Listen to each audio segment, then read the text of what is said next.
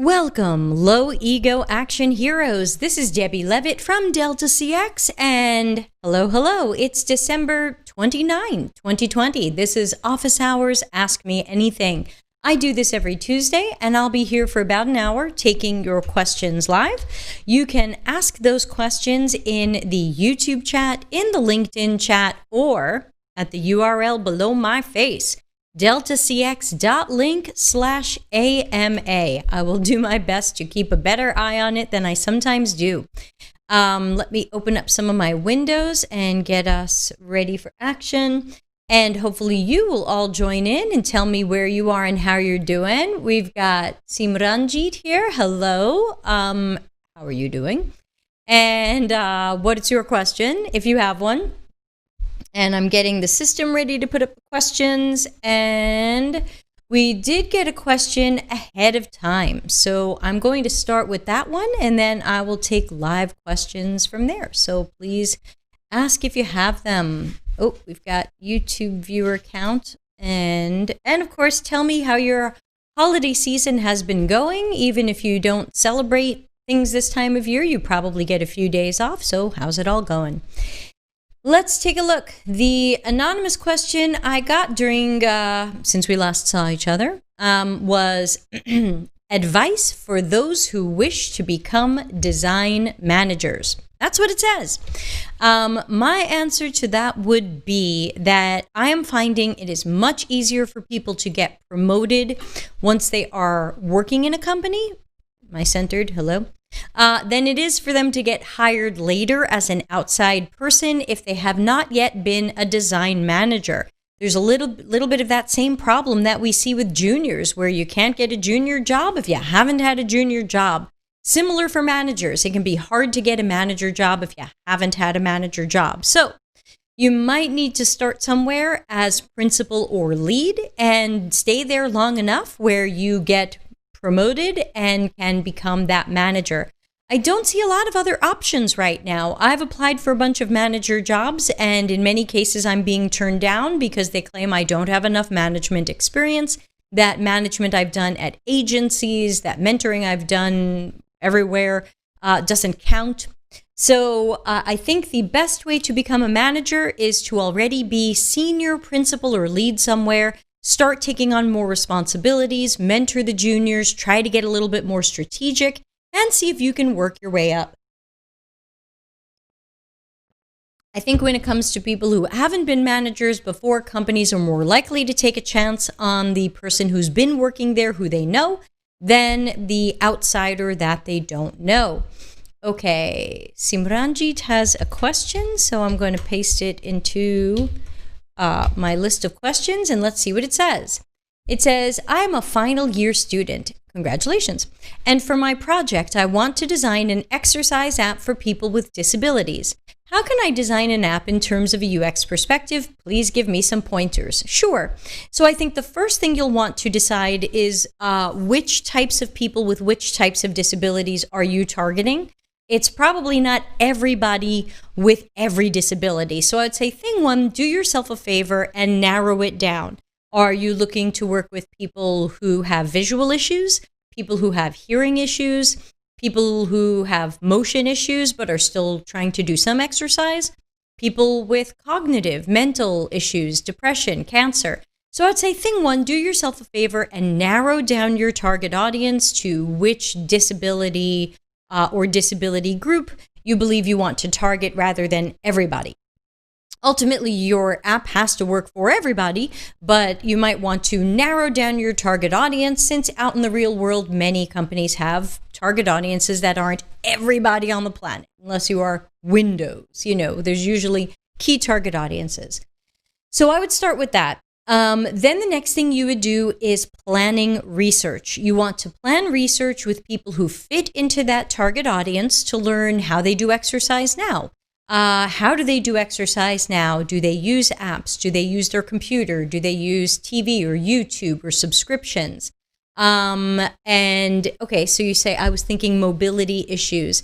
Yeah, even if you're thinking mobility issues, you might want to be more specific about what those are. So again, don't be afraid to be specific and say this is an an exercise app for people with Parkinson's. This is an exercise app for people with a certain stage of this. But make sure you are doing your research with those people. And then when you do your testing, you have to do your testing with those people. So you can't say that this is an app for people with mobility issues to learn exercise and then not include these people in the process. That wouldn't be UX. That wouldn't be user-centered design. That would be bad. Also remember that you are going to need subject matter experts. If you are not an expert in how people with these disabilities, should exercise or shouldn't exercise, you're going to need some help there. You don't want to tell people to move like this and then learn most doctors tell this group of people never do this. So make sure that you are working with the right medical experts, so you're not building an app that tells people to do something that's bad for their condition. And you're going to need to research and test with the people who match your target audience. So you'd be starting with research around who these people are, how they exercise now, how they perceive exercise, just generative research to get to know what's going on for them and what kind of app can you build that's going to be different and better from whatever they're doing now. So that would be how I would start it and how I would approach it. I would say if hearing all of this makes you want to change your idea, that's also okay. It can be a lot to take on. I think what you're doing would be great because I'm sure there's a need for that. But if you're not really clear about which group this is for, and you don't have expert medical help telling you what to have in this app and what not to have in this app, I'm a little bit worried that it's going to, we say, bite off more than it can chew. It's going to not end so well. So that's where I would start. Let me know if you have a follow-up question. And of course, good luck with it. This is still office hours, Ask Me Anything, so you are welcome to ask me anything. I'm here for about an hour and taking questions. You can ask them through the chat. You can ask them through the link on the screen if you'd like to be anonymous, deltacx.link/AMA. And let's see, what else can I tell you? Looking down at my board here. Of course, I always invite people to subscribe on YouTube. And go hit the like button over on YouTube, and helps with the algorithm. I always need that help. All the help I can get. I'm just watching my dog try to eat her dinner. She doesn't know where to put it. We moved some of her things. Olivia, put it on the couch. Chicken on couch. Chicken on couch, please. Couch. Thank you. Hey, how's everybody? By the way, we're going to have a live episode tomorrow if anybody wants to join. We're going to be doing a mural board with 2021 goals. Feel free to get as personal or real or silly as you like. And also completely unrelated to me and not sponsored, my favorite musician on the planet will be doing a live stream on New Year's Eve starting at 10 p.m. Eastern Australia time, which I think is 1 p.m. for me. And go find him at twitch.tv/Toehider, TOEHIDER. Go follow him. Simranjit says, I don't have any medical people to support me, but I do have people who have cerebral palsy who I can design the app for. Okay. That's a start, but they may or may not know the best exercises for themselves unless they've worked with a doctor or a physical therapist. So again, I don't want to tell people to move like this or go like this or exercise for this many minutes if that's not what doctors recommend for people with that condition. So I would say make sure you have some sort of expert who can give you some advice on what to do and recommend, because I'm still worried about you giving people some wacky advice. And we've got a YouTube question, so I'll put that up on the screen. Hello. I'm bad at names. Mako? Was it Mako? I think it's Mako, but you tell me. How was your Christmas in Italy? I worked right through it. I'm non-religious, so I just kept working. That was me. And then I think I had a bowl of spaghetti. How about you? How was your Christmas? What did you do? Did you eat anything special? Did you get any good presents? Mako. All right. I'll remember that for next time. So yeah, how was yours? I work through all the holidays. I will be working New Year's Eve, New Year's Day, working. But I do enjoy it. But I've got a lot to do.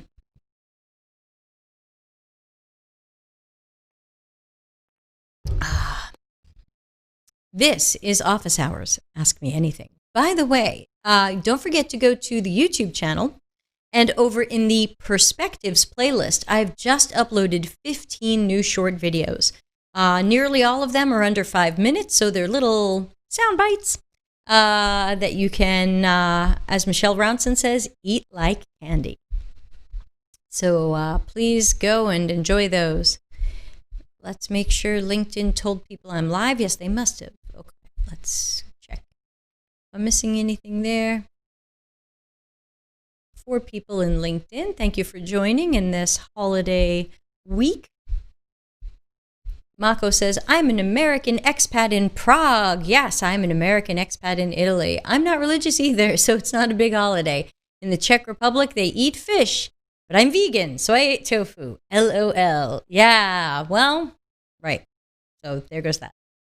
No fish. No fish here. My boyfriend is vegetarian, and I'm deathly allergic to fish, so. But you're in Prague. How beautiful. I've not seen Prague yet, but it's on the list. I've heard it's very beautiful. So hopefully things are safe and well there. I'm ready for sleeping. Woo, woo, woo. But it's still office hours, and it'll be office hours every Tuesday. Oh, what's this? No Windows, I don't want to join a meeting. Boo. I do like Windows. Oh, hope I stay awake through this, everybody.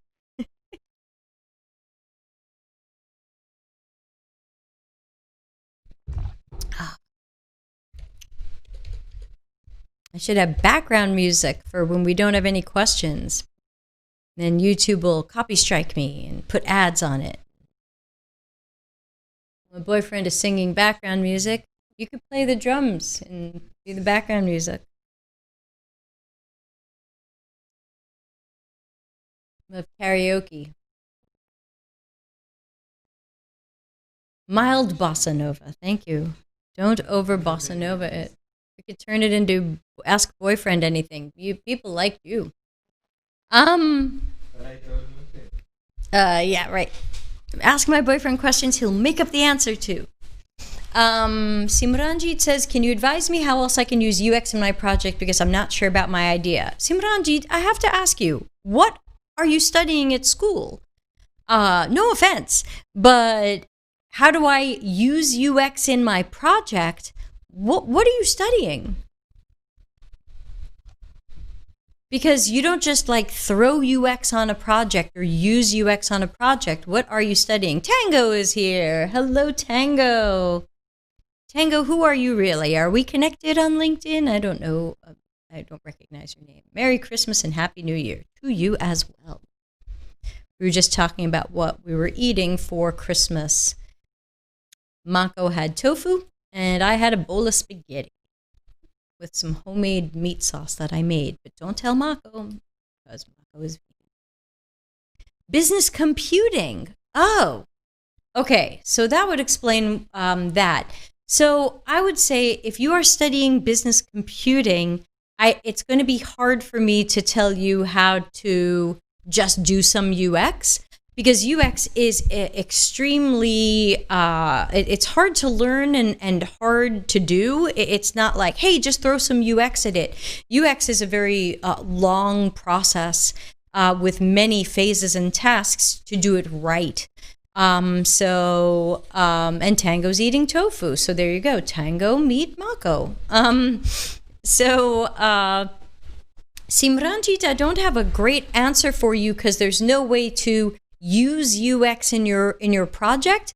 That would be like saying, how do I use engineering? Like, oh, use it. It's going to be everything. Same for UX. UX is everything. Even if you don't know anything about UX, you're still making decisions that affect the user experience. You're going to make layout decisions, color decisions, accessibility decisions, content decisions, path decisions about the path people take through the app. So I would say if your focus is business computing, do your best to do business computing. I'm not sure there is a short and easy way for me to say, here's how to just sprinkle a little UX onto your app, because that's just not the way UX works. We've got to be baked in from the beginning. And Tango can tell you that. Makes sense. Yes. Yeah, it's unfortunate. It's great that you're here and you're asking questions. I know a lot of people misunderstand UX. Sometimes they think it's just sketching a screen, or coming up with a screen, or doing a screen, or designing a screen. But in reality, if you look up things like user-centered design, you'll see that we actually have a huge process where we start with research, and then we move into content and what we call information architecture, which is about hierarchies and taxonomies and organization and making things meaningful and logical. And then we have interaction design, which has a whole bunch of best practices and do's and don'ts. And then we've got testing, and all of this is based in cognitive psychology and human behavior. It's not based in art.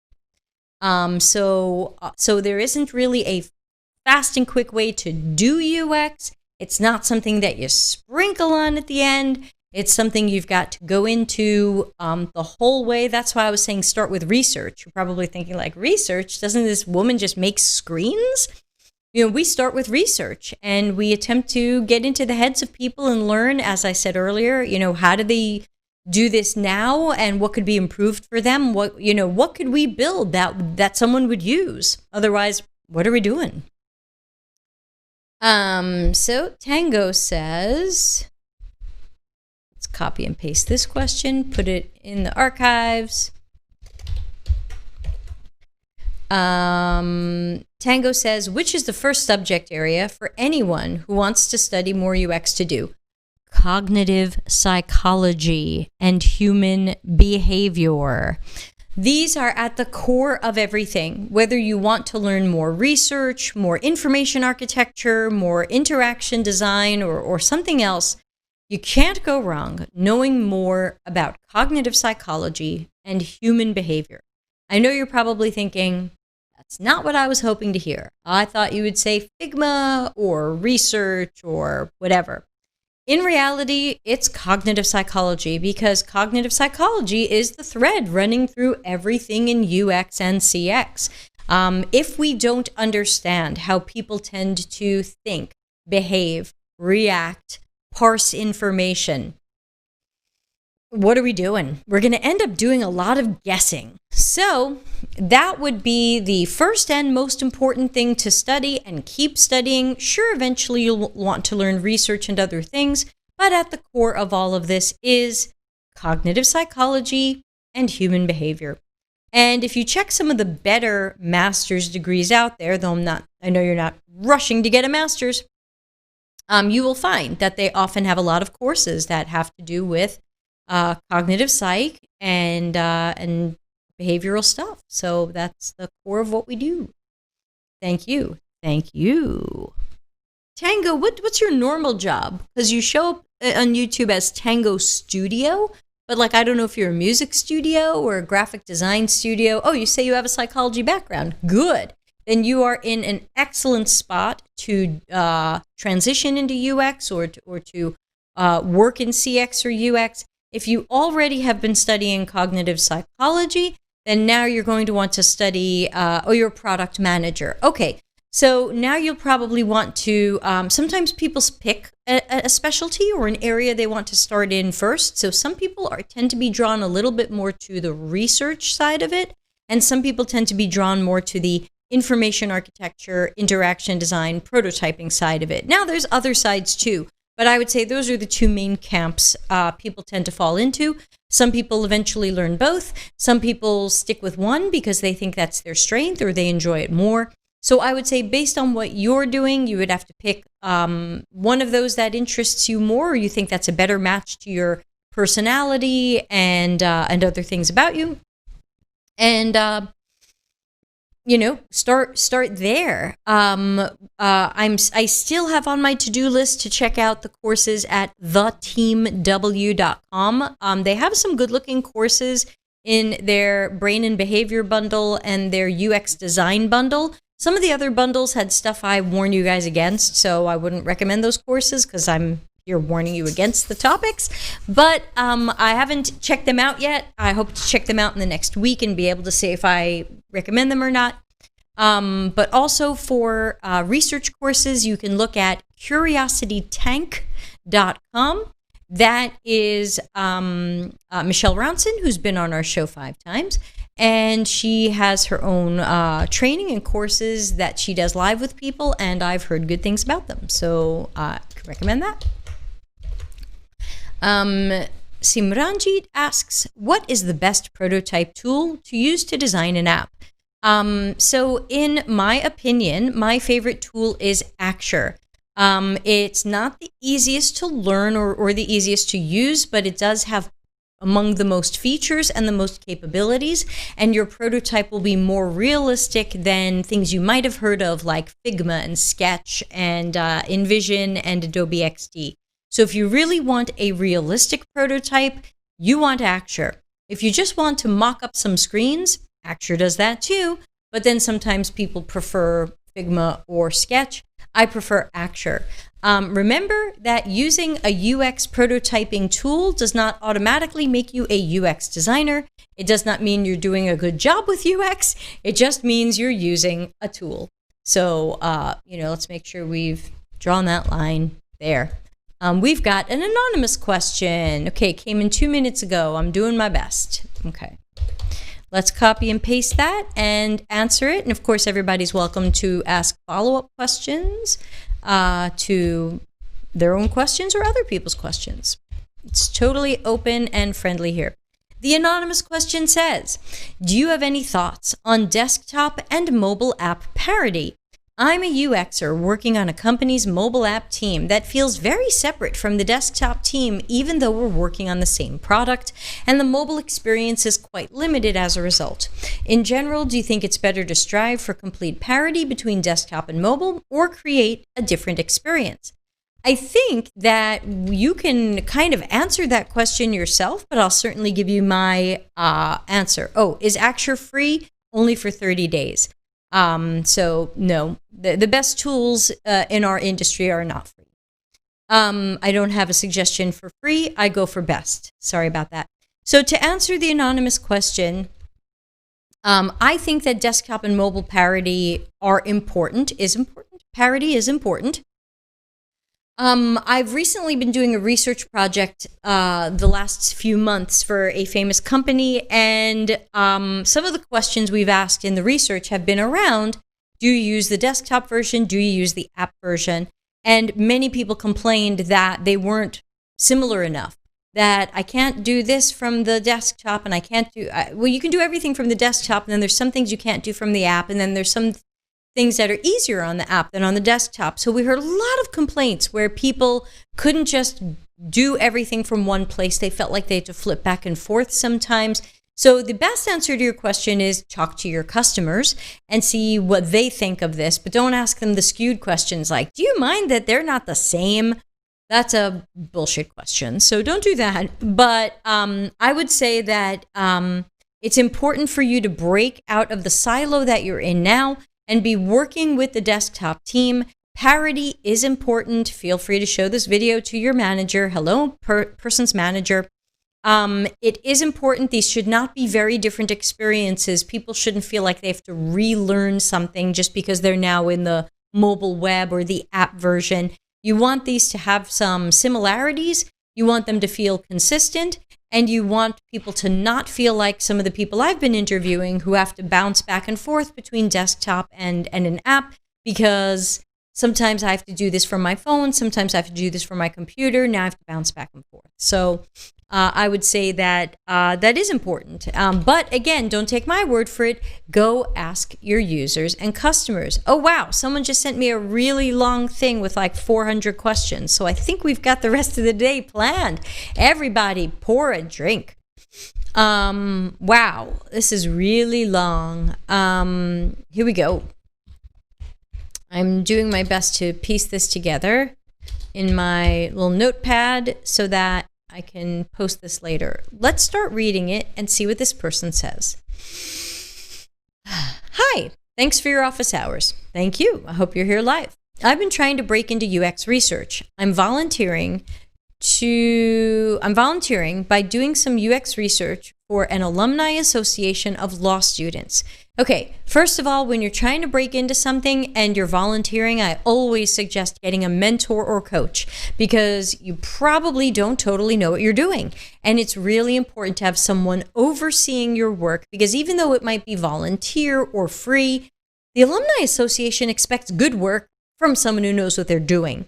So the mentor or coach can check your work with you step by step, and make sure you are leveling up and noticing where you need to learn more and practice more. So really important to involve a mentor or coach.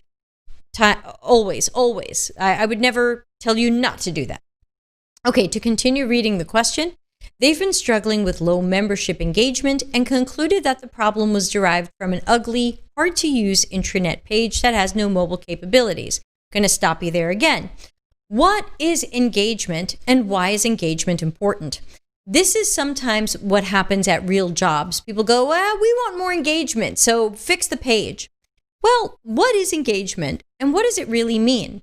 What does it matter if a law student alumni association has low engagement on a web page?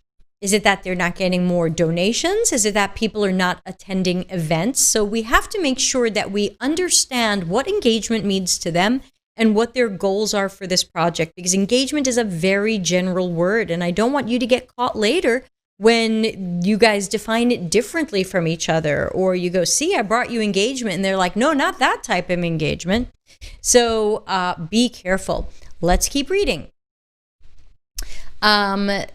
They derived that the problem was an ugly, hard-to-use site that has no mobile app capabilities. You probably don't need a mobile app. If people aren't hanging out on this Alumni Association's website, they definitely don't want an app. So definitely do not jump to the conclusion that people want an app. You probably do need a mobile-friendly, mobile-responsive website, but you don't necessarily need an app. And we have another question coming in, which I'm going to quickly answer because this other person's question is so long. I apologize. Someone says, since you use Acture, have you gotten pushback from people that are used to the more visual designer-oriented apps like XD, Sketch, or Figma? Not me personally, only because I tend to work in more of an agency freelancer mode. And if you're bringing me in, you know I use Acture. And so I haven't yet, I don't own XD or Figma. I bought Sketch 5 years ago and I didn't like it. So I don't use it, and I'm on Windows. Okay, going back to the long question we got. They've embarked on a project to switch intranet providers. Hey, Peaches is here. Peaches, I have a really long anonymous question that came in. You're going to have to come later. Sorry about that, Peaches, but I hope you're doing well. They've embarked on a project to switch internet providers, but I'm stepping in to help them through this process. Okay. Here's what I've done so far in the discovery phase. I conducted 2 stakeholder interviews, the project manager and a board member, to get evidence that low engagement is truly a problem, how big the problem is, what they've done to solve the problem, and their current organizational goals.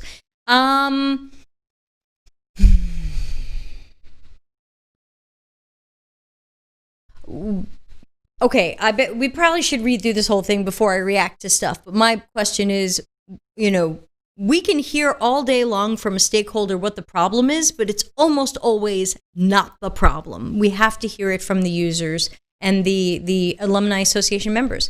So it says you have 3 more stakeholder interviews coming up. do them if you want, but I find I learn very little from them. And usually I don't ask them about users or customers because they don't know. They're not those people, unless they're not going to give me access to people, and they should.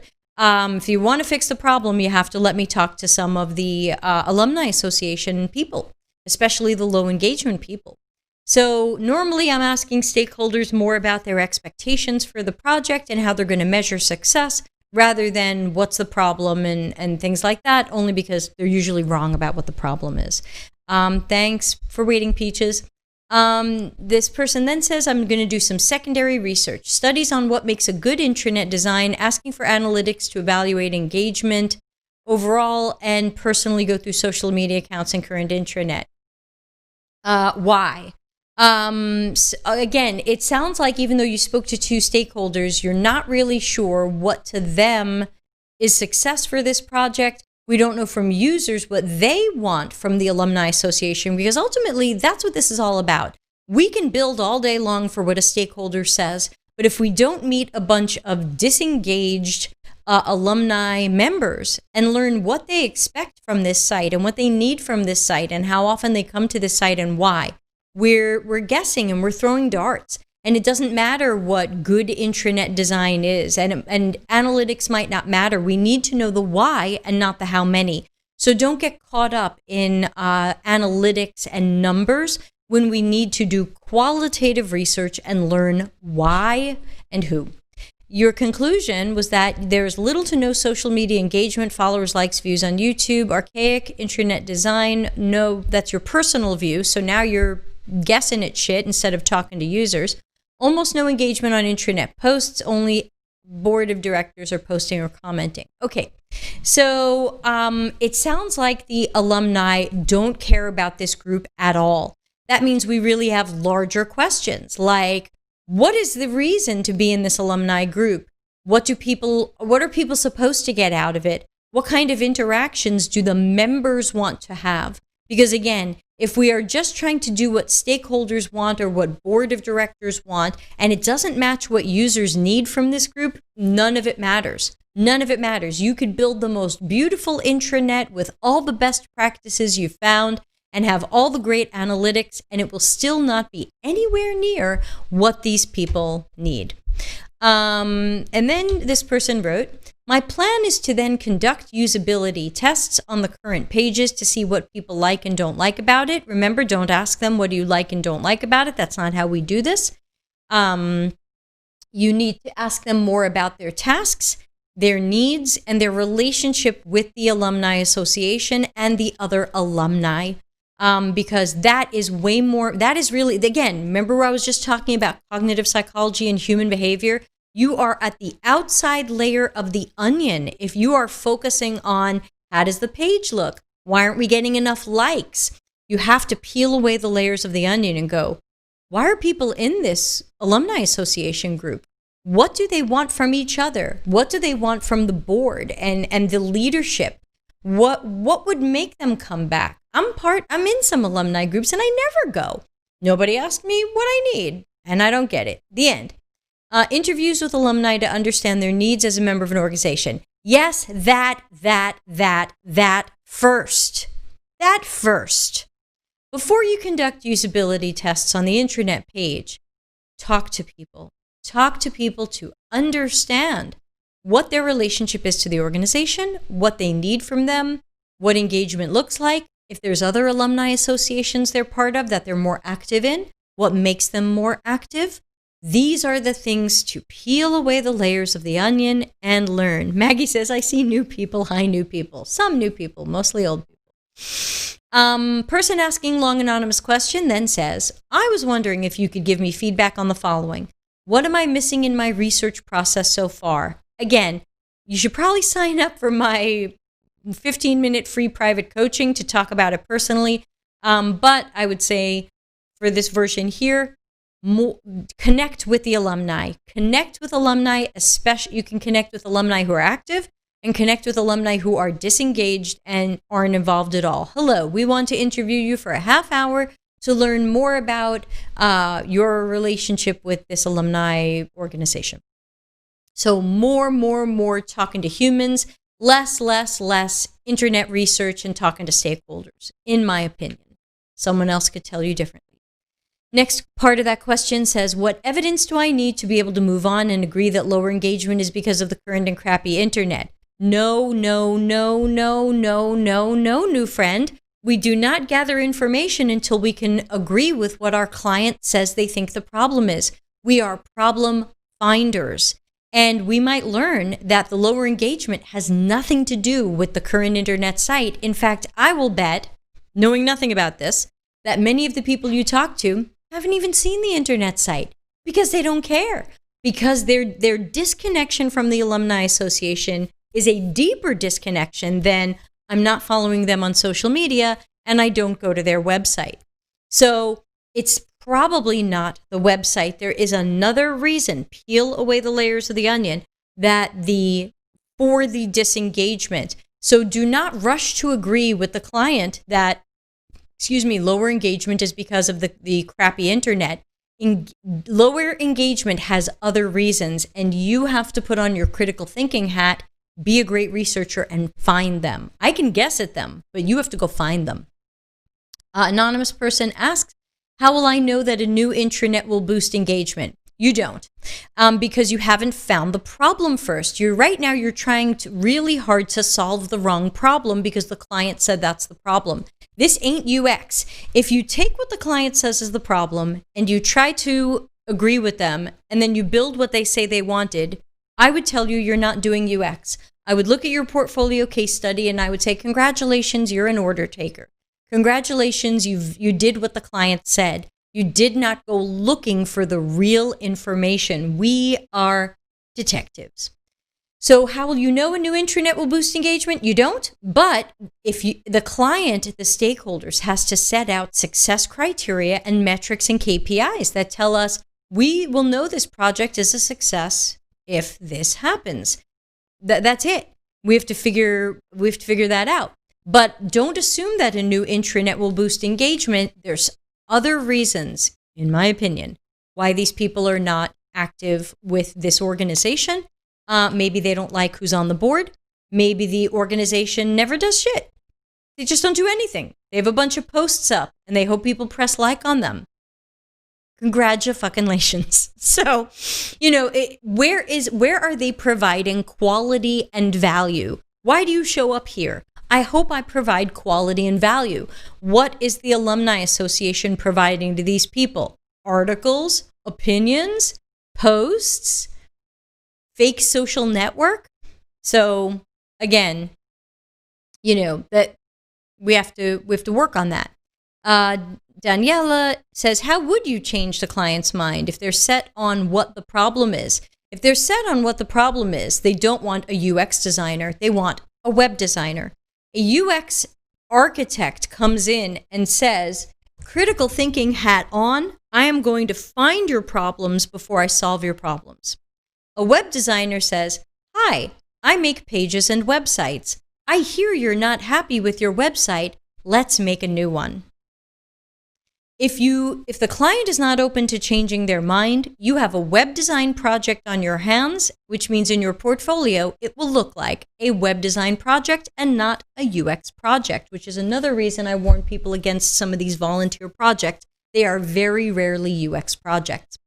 And anonymous person says, where do I pick the metrics to define success for the future? Could it be based on number of comments or likes a post gets, or how often people sign in?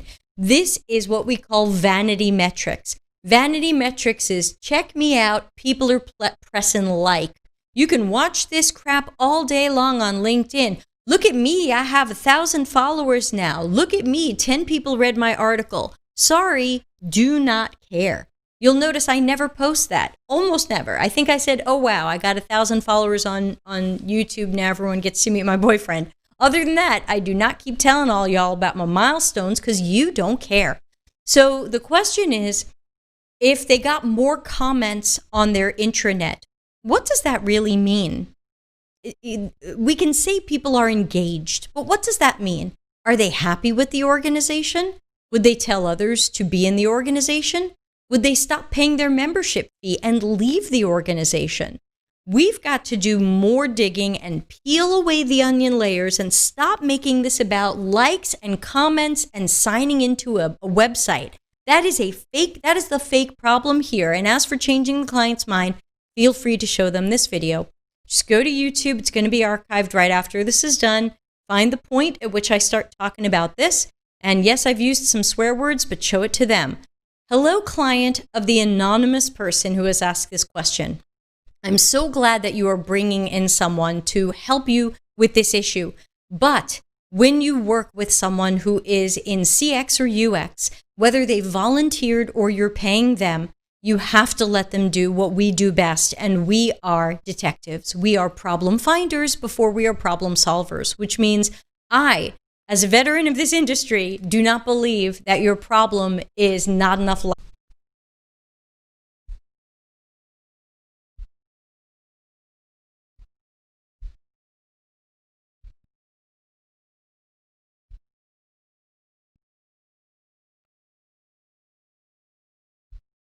Am I live? Hello? You're back. Oh, thanks, Mako. Yeah, my internet died, so I jumped on my backup internet. Anyway, I think that's enough for that question. Now I'm sweating. Okay. Turn off all the heat. So now I got to try to find everybody's questions because I wasn't copying them. Let's go to Peaches. Anonymous person, I hope this helps. Feel free to book some free coaching time with me. I offer everybody 15 minutes for free. I think it's deltacx.link/coaching. See if that says 15 minutes free. Thanks for everybody's patience. I don't know what happened, but my my internet went out. So I jumped on the backup internet. Hopefully y'all can see me. Peaches, I hope you're still here. Peaches says, hey, curious about your thoughts on hybrid designers/researchers. Do you think this ever really works out on a team, or should people specialize and practice in one or the other? Super question. So it really depends upon the company and the makeup of the team. Let's see if I can get back into my chat room. Ooh, server not found. I see all kinds of craziness out here.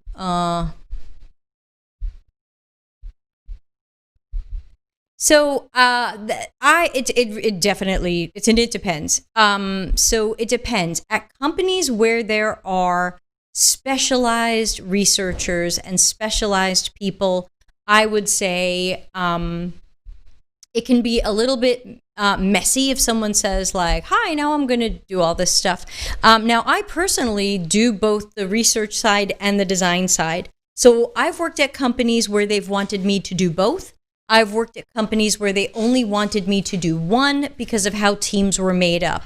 So I can't say that there's one right way to do it. In my opinion, as long as we have qualified people doing this stuff, I am not as hung up on who did it. You know, if you are a qualified researcher and you're a qualified designer and the company is open to someone who can do both, great. But oh, it says I'm offline. Am I live?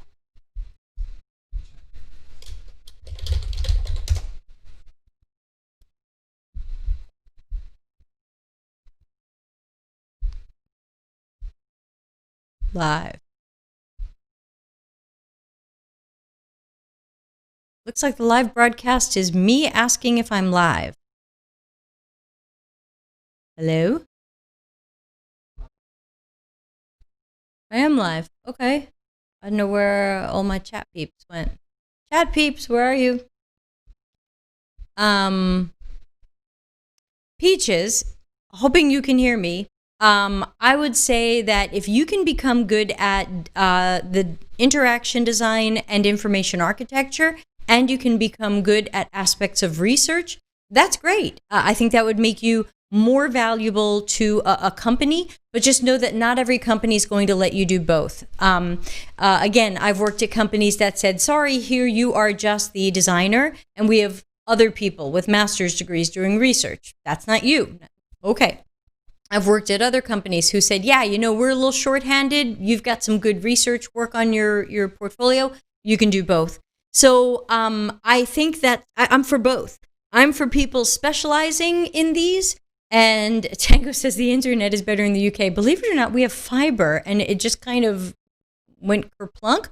But then we have I have a 4G hotspot as my backup. So welcome to my backup internet, the Samsung S9, and all it is my hotspot. So I'm on the hotspot now. So Peaches, I think that if you can specialize in both and practice in both, great. If you can bring one or the other to a job, great. But I would say don't feel pressure to become awesome at both. I think there are still many jobs where these are separate. And if for you these are still separate, that's cool, but you're here. So ask me a follow-up question and let me know if I've gone in the right direction at all.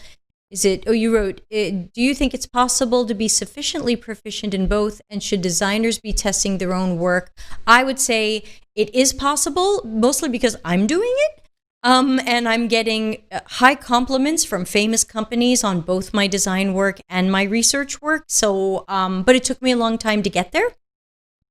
So I was more of a designer first. So I would say, yes, you can do this. It might take time to work yourself up to that level. I'm still not going to pretend I'm as good as someone with a master's in UX research, but I would say I'm quite good and I'm quite confident. So then you could be too.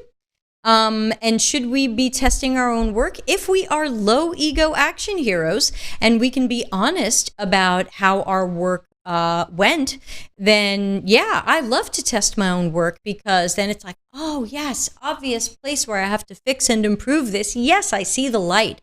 If we are, I need to be right, prove me right kind of people, then of course, that's not going to go very well. Okay, we have an anonymous question as well. Let's get that in this mix. Thanks for waiting, anonymous person. I know you asked about 20 minutes ago, but we had some very long questions and then an internet outage, so thank you. Someone says, any tips for increasing confidence? I've been working in UX for 4 years, but frequently start second-guessing myself based on others' comments and assumptions, even if deep down I know I'm going in the wrong direction. Wrong direction? You're second-guessing yourself and you know you're going in the wrong direction? If you wrote that correctly, then you should second-guess yourself because you're going in the wrong direction. Pushing back on unrealistic deadlines is also something I'm terrible at. I know being confident is a big part of becoming more senior. I want to hear your thoughts. Okay, some nice questions there. Thank you for that. Quickly, Peaches says, thanks for your response. I'm a researcher at the moment. I consider myself terrible at design, but I'd love to build my skills over time. Yeah, don't put pressure on yourself. If it's something that works for you, get into it. If it's something you find you stink at it or you don't like it, keep researching. So to the anonymous asker, we have in the live stream podcasts playlist, we've got something on imposter syndrome. I wonder if that would help you a little bit. Also, this might be, and I don't know you because this is an anonymous question, this might be a personality thing or a cultural thing.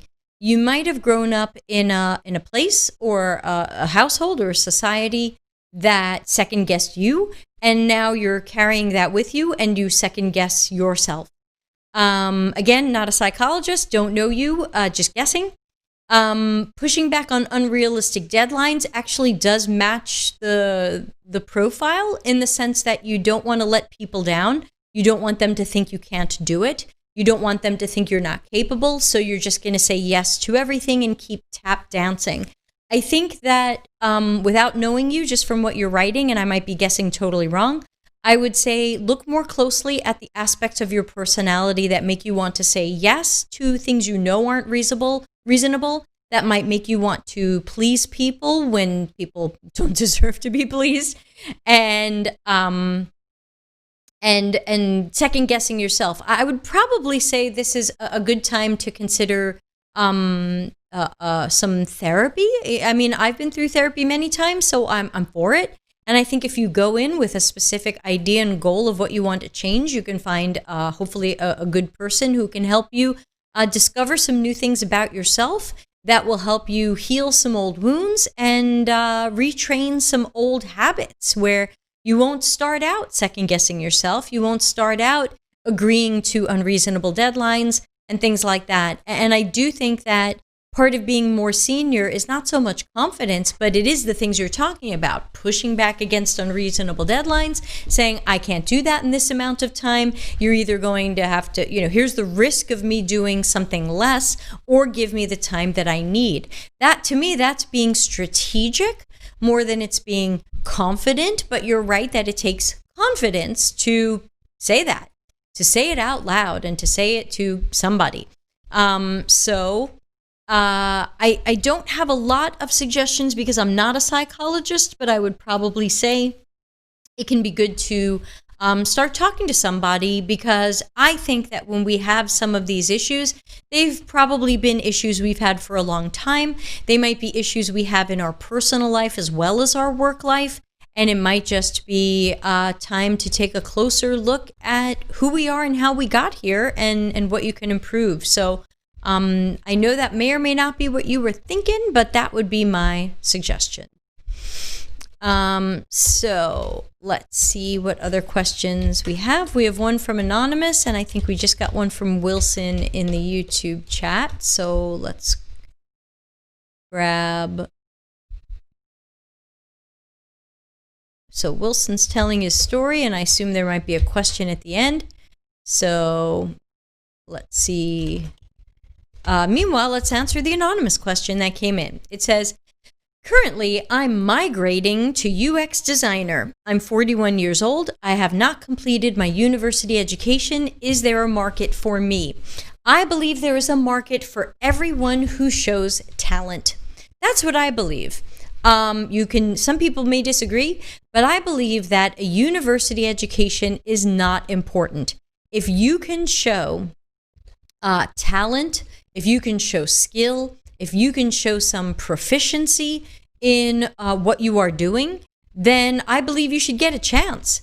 So I don't care if you've gone to college, not gone to college, went to college for something unrelated. I have a degree in music. Nobody cares. So I would say there can be a market for anyone who shows talent, skill, knowledge. You've got to be the package. You've got to offer that package. It can't just be, I like UX design, I took some courses, give me a chance. So I would say if you can show some skill and proficiency with it, yes, you deserve the same chance as everyone else. Not everyone else. Everyone else who shows proficiency and skill. I hope that helps. Wilson says, I'm trying to propose to my company to transition my part-time contract role into full-time. I've spoken to my manager before. He mentioned there aren't enough projects for me. He mentioned I should look into the website product to see where I can make improvements, which I've been trying to do. I'm trying to show as much value as possible, but it's different when there aren't a lot of projects with UX involved. How do I get my foot in the door? Okay, neat question.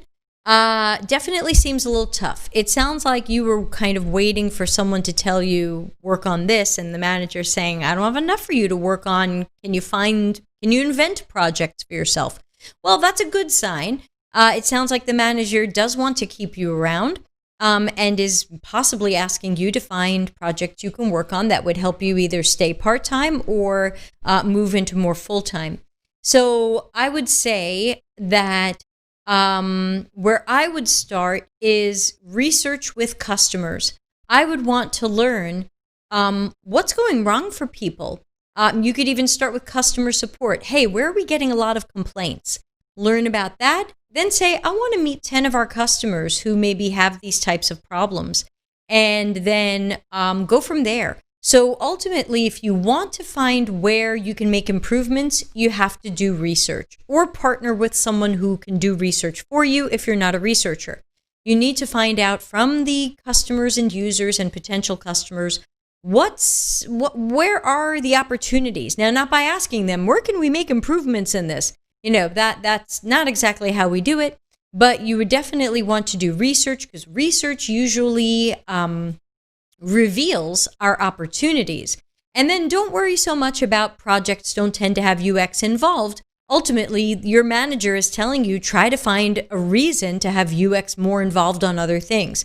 So I would say if you can do some research that can show we have opportunities to build this thing here or improve this thing here, then perhaps you can work with your manager to spin up projects that have you involved in that UX role. So I think that's where I would start. I hope that helps.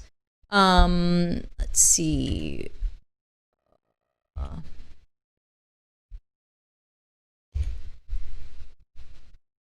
Hold on, just checking the emails.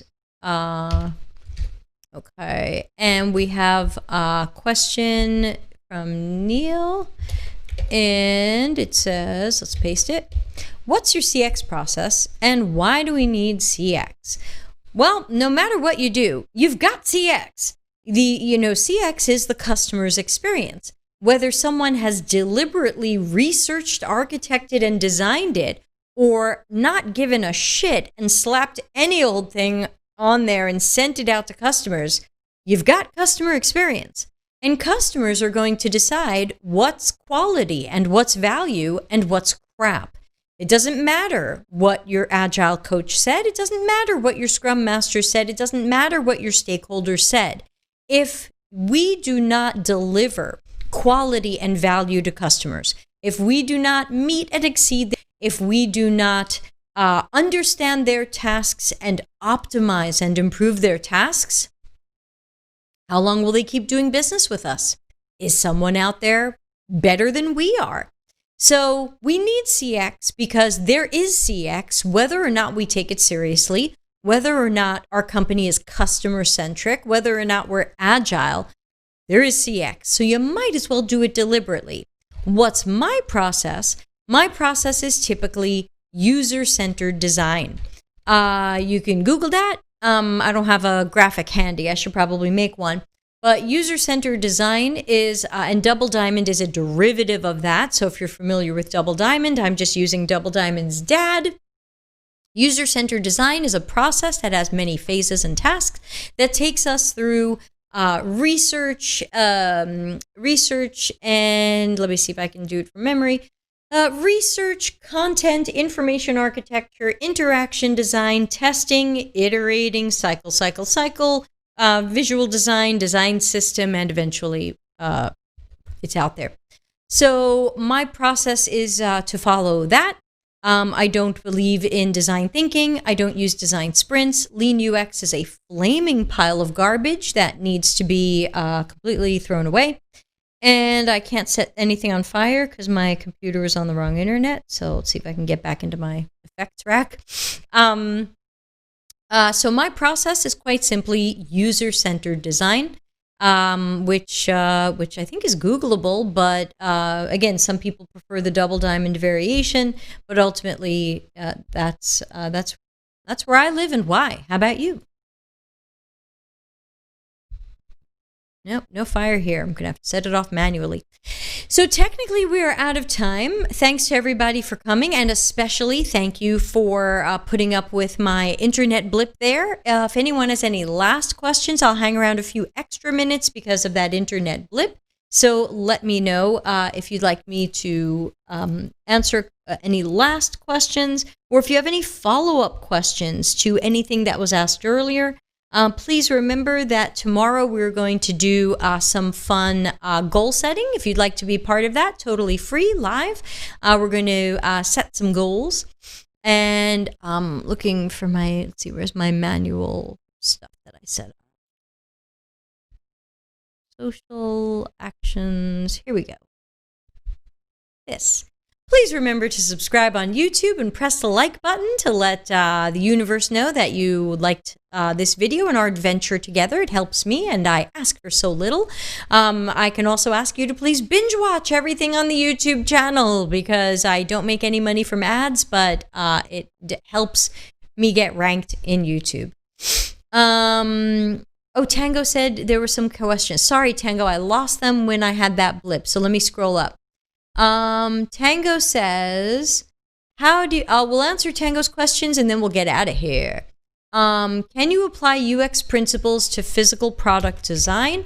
I would say chances are you can, but there's going to be other things to add as well. And I'm not an expert in physical product design, but I would say you probably will need to know ergonomics and things about physical stuff that UX people don't always know about or study. Okay, Tango, I think I'm finding all of your questions. There was that one, and I got a few more. And let's take this off the screen. And let's see, Tango, you also said, in a company, which department does UX sit under? The best answer is actually UX would be its own branch of a company. So people have product, engineering, marketing. The best would be for UX to be customer experience, going all the way up to a C-level customer experience officer. Not a lot of companies have that just yet. So the second best choice would be for UX to be under product. So for example, if you're a product manager, your manager might manage you. And then there might be UX managers in the product department managing UX people, but that eventually up the chain, it all goes up to like a VP of product and things like that. That's the second best answer, but the best answer is for UX to be its own thing in the CX universe. Tango also says, I still want to do PM work. Which area of UX is best to learn to broaden my knowledge? Cognitive psychology? I would say cognitive psychology. And where is the donation button? Tango, I don't have a donation button because I don't have enough views on YouTube yet. That's why I'm asking everybody to please binge watch old stuff. You have to have a certain number of hours of watch time on YouTube before you can get a donation button. So I do not have one yet. I am short 100 hours. So, if you can binge watch while you're cooking your New Year's Eve dinner, I appreciate it. I am 100 watch hours away from donation button. And thank you, Peaches. Peaches, are we connected on LinkedIn? I want to know you. So Tango says, how do I broaden my knowledge? I think the main thing is cognitive psychology, and the main thing is understanding the importance of UX research. Even if you don't do the research because you want to be the product manager, I would still say understand the power of research and make sure you're working with your UX comrades and project managers to make sure that we are getting the time and resources that we need to do great research. If anybody is skimping on research, we are guessing and assuming, and that's risky. And as a product manager, you don't want that risk because it always bites you in the ass later when we put out a bad product or we have to delay a project to fix an old project. So I think one of the best things would be for PMs to understand the importance of research correctly and thoroughly done by UX specialists, where we get to talk to real or archetypal or potential customers. Whenever that's being blocked, and at many of the jobs where I worked, that was being blocked by a product manager, so I'm going to point at you a little bit. If that's something that you can help unblock, you will do more for your customer than you can even imagine. So I would say even if you understand that, that would be great. Neil says, thank you. Thank you, Neil. You are relatively new to me. Wilson says you'll get there. Your content is helpful in so many levels. I hope so. It's just like slow motion waiting for it. So yes. And then I'm not going to turn ads on. I don't like ads, but I would turn on the donation super chat, as they call it. I even made a graphic to put up when people super chat to thank them. So I'm ready for donations. I don't live and die on them, of course. I have paying work right now, but I would appreciate it. So very, very, but I appreciate just you spreading the word. Again, the best thing you can do is tell people about the channel and the videos. Hopefully you'll come by tomorrow and do New Year's Eve goals for fun, for silliness, for humanity. And okay, there's no other questions, so I'm going to wrap it up. Thanks again for sticking with me, YouTubers. LinkedIn it killed the stream, but thank you for sticking with me. And that's another reason why I say subscribe on YouTube, because everybody on LinkedIn just saw the stream end, and now they think I'm dead. So tell everybody I'm alive. And if I don't see, someone's sending in a question. Come on, peeps. All right, I will answer this one because it's short. Give me a second. And then we're all going to say goodbye and go to bed. The anonymous question says, I'm a self-taught UX designer, and my first role is help out with anything in an agency. Do some research, workshops, design, build, client presentations. How do I check I have all the necessary skills for a junior UX designer? Get a mentor or coach. I just shot that video today, but I didn't put it up yet. Get a mentor or coach. It's really the best way to go. That's just it. You know, if you have me or somebody else being your mentor or coach, and I'm looking at your work, I can go, ooh, that research wasn't quite right. Or, hey, your design's pretty good, but you should go watch my video on, what was the one we just did in the micro lessons chapter? Trust signals and visual hierarchy and priority of information. Hey, looks like you don't know anything about visual hierarchy and priority of information. The time for you to learn that. So I think especially where you want to level up, especially where you feel like you're in a real or a practice job and you've got a lot of stuff on your head, great to have that mentor or coach behind the scenes, especially where the company isn't giving you one, so that you can have someone checking your work, helping you level up, and filling in the blanks so that you can get everything done.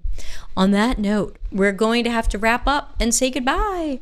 But thanks again to everybody for hanging out and staying, especially in a holiday week, and especially with my my stream. My internet dying earlier.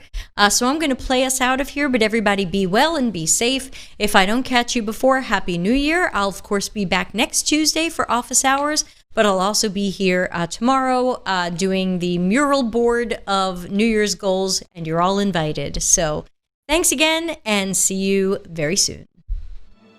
Thanks for watching. Delta CX is available for consulting and projects related to CX and UX strategy, leadership, training, problem finding, problem solving, and innovation.